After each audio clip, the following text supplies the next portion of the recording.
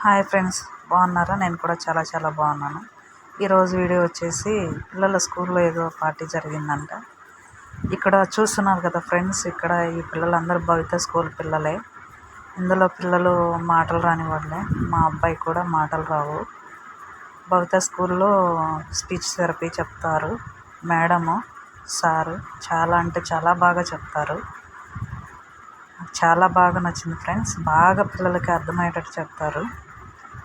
బాగా చెప్తారు.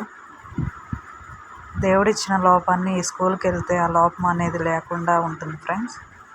పిల్లలు చాలామంది కూడా నిర్లక్ష్యంగా చూస్తూ ఉంటారు కదా, మాటలు రాని వాళ్ళనైనా ఎవరినైనా సరే. ఇక్కడ చూస్తే మటుకు టీచర్స్ ఎంత బాగా చూసుకుంటారంటే అంత బాగా చూసుకుంటారు. మా పిల్లోడు అక్కడ స్కూల్కి వెళ్ళిన తర్వాతనే చాలా వాటికి రికవరీ అయ్యాడు.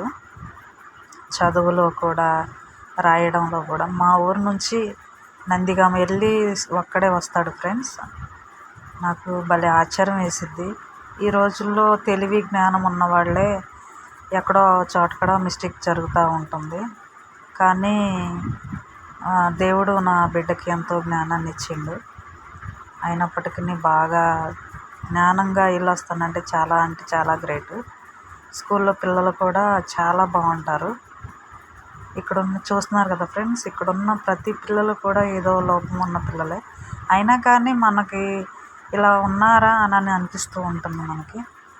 అంత బాగుంటారు పిల్లలు. ఈ పిల్లలను చూస్తే ఈ పిల్లలకు మాటలు రావా, ఈ పిల్లలు ఇలా ఉన్నారా అనిపిస్తుంది మనకి. కానీ ఏదైనా ఫ్రెండ్స్ చదువులోనే ఉంది. వీళ్ళకి కూడా చదువు చెప్తున్నారంటే గురువులకి మనం ఎంతో ధన్యవాదాలు చెప్పుకోవాలి. నేనైతే మరీ ధన్యవాదాలు చెప్పుకుంటాను మేడం గారికి, సార్ గారికి, ఆయా గారికి, అనుష గారికి. చాలా అంటే చాలా మంచిగా చూసుకుంటారు, బాగా చూసుకుంటారు. పార్టీ ఏంటనేది తెలియదు కానీ గ్రాండ్గానే చేశారు ఈరోజు స్కూల్లో.